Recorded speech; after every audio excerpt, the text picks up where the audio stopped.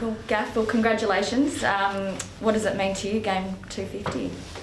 Yeah, it means a lot. I'm very lucky to play so many games at this amazing footy club, and moved over here when I was 18 and spent my whole adult life here so far. And yeah, I've had to grow up pretty quickly over here. I think it was probably the best thing for me at the time, if as a young boy, and to play with guys like Pritis, Hearn and Kennedy still going, Glass, Coxie, those guys who are champions at footy club is something I appreciate now, but absolutely cherish, I think, even more when I finished playing and realised how lucky I was to play with champions of this footy club. And I think when you grow up over east in Melbourne, I know with me you probably don't appreciate, understand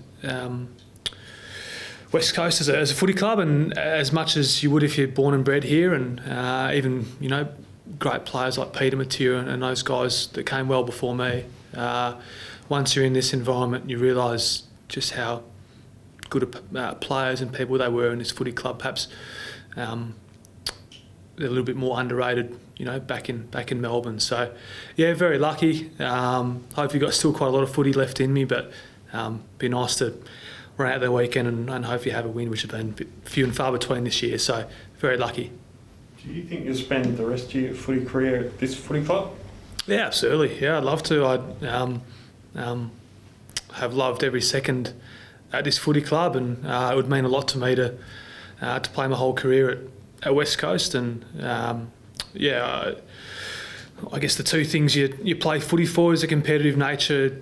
I guess to get the best out of yourself and as a team, but also on that team aspect to you spend so many years building relationships with 45 different guys each year, and some guys you've played with for the whole 13 years that I've been a player. So those relationships will stick with me and stick with everyone for a lifetime, and I guess they're the reasons why you play footy. And we're going through a tough period at the moment this year, but there's a very bright future with a lot of young guys coming through and some older guys that have still got a lot of good footy left in them. Do you think at this stage of your career that would mean your opportunity to become a premiership player has passed you by?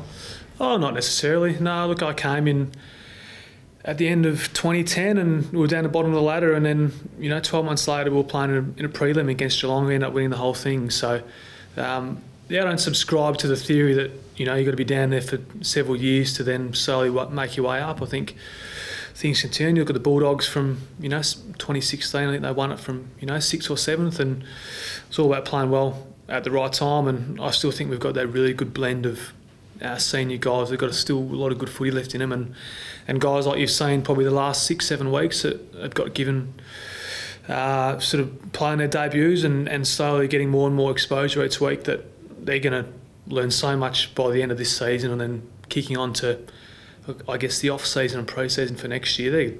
They're learning things that, they're learning things when they're 18, 19 that they might not have got exposure to till they were 21, 22. So I think the future is very bright in a lot of ways. What's your role, Gaffy, to try and make sure those young guys come up to speed quickly? Is it important for you as a senior player now to help that happen? Yeah, absolutely. Yeah, as you grow up through the footy ranks, you initially, when you're young, you're trying to get a game every week, and you're very focused individually. I think once you get to sort of middle age, football-wise, 25 and above, I think that's when your leadership's important, and that's I'm 30 now, so it's even more important for me to be showing guys the way. And I think that's the strength of a lot of our senior guys is we've got guys that experienced a lot, highs and lows, and we've got a good mix of young guys as well that we can share those experiences with, that perhaps can fast track some of the individual performances. And if we can get a lot of improvement from those guys, I think we're going to be a better team, much better team sooner rather than later. You mentioned that you're proud to be in a position now to finish your career at West Coast. Victorian clubs seem to go after you at different stages of your career. How close were you at any point to heading home?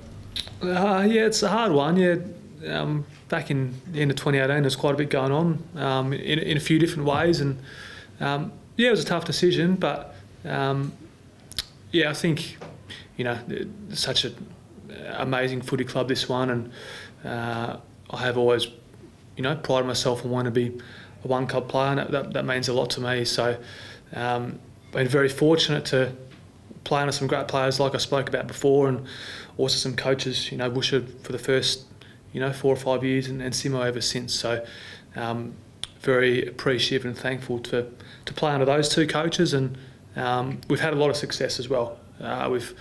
This year's been tough, but pretty much every year we've either played finals or we've missed out by a game or two in the last 1 or 2 games of the year. So we've won a lot of games. Still feel like there's a lot of good seasons and good performances left in us. So definitely keen to experience that with some senior guys that I've played my whole career with, but also some guys that are 18, 19, and you try and remember how it was when I first started back then. With the struggles the team's having this year, do you reflect on it now, that what could have been for you in 2018? Is that something that comes to mind at all, or is that something you try and put it out of your mind till later on maybe? Oh no, I don't think about it too much. It's footy, as everyone knows. You worry about what you're doing in an hour's time or tomorrow more than you really look back. So it is what it is. As I said, we've won a lot of games for a long period of time, and there's plenty of guys keen for their first shot at premiership glory, and I'm definitely one of those, and still feel like with the group we have, we're not too far away. So do you feel that with obviously a few of those premiership players now gone, do you feel that there's still quite a drive in the group from the people like yourself and Nick and others that want to drive for that premiership success? Oh, absolutely. Yeah, the list has changed a lot. Yeah, absolutely. There's still quite a few that did play in 2018, but there's also, I reckon almost 3/4 of the list might have changed over from that period of time. I might be wrong there, but it's changed dramatically, and even the 22 that have been playing this year, albeit we've had quite a few injuries and COVID's affected probably the continuity and the stability of the same 22 each week, but that's changed so much from 2018, and guys are forging their own careers both individually and as a team, and I'm definitely keen to be a part of that. You mentioned being a one club player before. The game's sort of trending away from that these days with free agency and big dollar contracts and stuff like that. Where does the loyalty of wanting to be a one club player come from with your background and culture and desire and all that sort of stuff?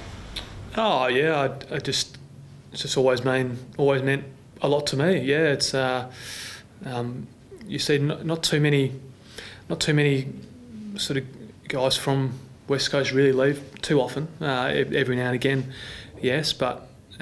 It's always just deep down been a thing with me that you go through the journeys, the ups and downs at the one footy club is ideal. It's not always going to be good times. I think that's a great thing about AFL football and professional sport is it's so unpredictable, and the highs are very good and the lows can be tough as well. So it's playing 12, 13 years like I have. It's an amazing journey. You look at a guy like Shannon and Josh who have played for 15, 16, 17 years there. I guess the life experience you get from learning off those guys, but then those guys imparting that sort of experience onto you is very beneficial, not just for your football career, but life post that. You've only just turned 30 and to hit 250 games. Like, not many people get through to that sort of number of games in that amount of time. What's been the key to your durability to just not miss all constantly? Yeah, I've been pretty lucky. I think it helps, playing on a wing for several years, and I mean, for the first few years you don't really go near too many bodies at all. When you're 18, 19, 20, and some people probably say I haven't done that for most of my career, but you need a bit of luck. Absolutely, you see guys, fall over and hurt their knee, and or get caught up in a collision and hurt some part of their body, and you miss an extended part of your career. So I've been very lucky, but yeah, I've still found ways to know my body during the week, whether to do more, whether to do less.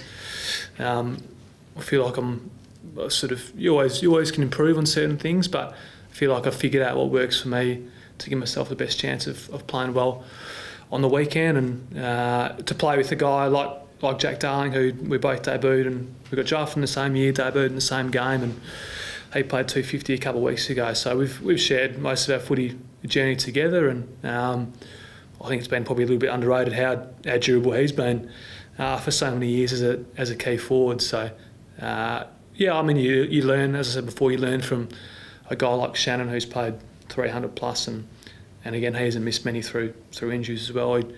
He misses with a calf injury every now and again, but learning from guys like him and Matty Pritis, who are pretty professional blokes, you learn what works and what probably doesn't work.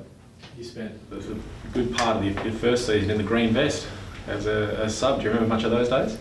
Yeah, I think my first four of my first 5 games, I reckon, were as a sub, and I might not have got a game in my first game if it wasn't for that sub rule, and I reckon I had 1 or 2 at the back end of that first year as well. So yeah, looking back, it was probably a good introduction for me to get used to the level. I mean, physically I wouldn't probably have been at the level, but playing for a quarter or a half here and there, and you slowly adjusted and learnt the speed of the game, and yeah, it'd be interesting to see if that sort of comes back in the AFL sometime soon with the sub stuff at the moment. But no, I think it was a good introduction for me.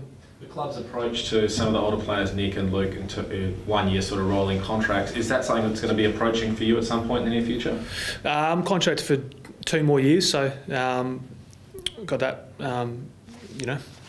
all going well and playing some good footy there, hopefully. So yeah, I'm not sure what happens after that, but yeah, I mean, I think with the other older guys that are out of contract this year, it's a case by case thing. I mean, Luke and Nick have been, obviously unbelievable players for a long period of time, and there's certain things to weigh up, but I still feel like those guys have got plenty good footy left in them. The coaches have talked about changing a few positions in the last few weeks and trying some things. Your role, pushing a bit forward maybe and doing stuff, is that changing for you? Yeah, it was a little bit different on the weekend, and there was a couple other guys in the same boat. So yeah, absolutely. We haven't had the season that we'd like, and we know we're not playing finals. So there's that fine line between, trying a few different things, and with also giving guys a bit of exposure for the future and all that. So. But then still we're trying to win absolutely every week. So yeah, some things will change a little bit, but no, we still have pride and performance, and we still want to play well every week. We're right to the end of this year. Is playing forward something you've done before, maybe coming to the club or earlier on, that something you feel comfortable doing? Oh, absolutely. Yeah, we've myself, Luke, Tim on the weekend a bit as well. We've played a little bit patches here and there throughout our career, and especially probably Tim at Geelong as well. So yeah, it was an interesting time for the footy club. So we haven't had the greatest year by far, but yeah, it's that fine line between giving guys exposure that they'll learn so much in the next 4 weeks and put them in a good position going forward. Do you expect Nick to get out there for your Milestone game? It'd be nice. Yeah, we always walk. I know I walk definitely a bit taller with the big fella out there, and hopefully he can make a trip. Yeah, I think he's looking good.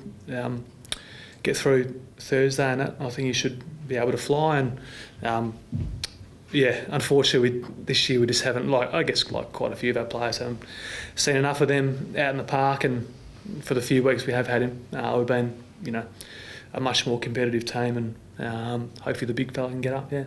You were walking next to him when you were doing laps. So what hints did he give you? How confident is he? I imagine you were chatting a bit about it. No, he was positive. Yeah, we're speaking about that. He's positive, and I thought he sort of might have been.